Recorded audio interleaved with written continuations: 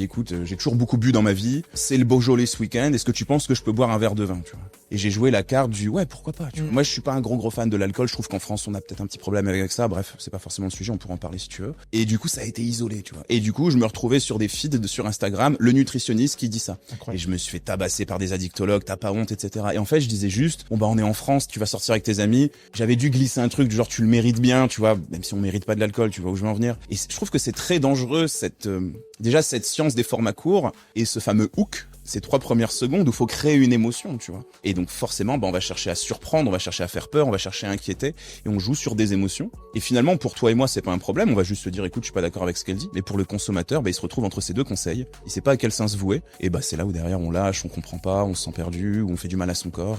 Effectivement, c'est très compliqué. Qu'est-ce qu'on pourrait, très rapidement, avant de passer à la suite, qu'est-ce qu'on pourrait conseiller aux personnes par rapport au contenu court?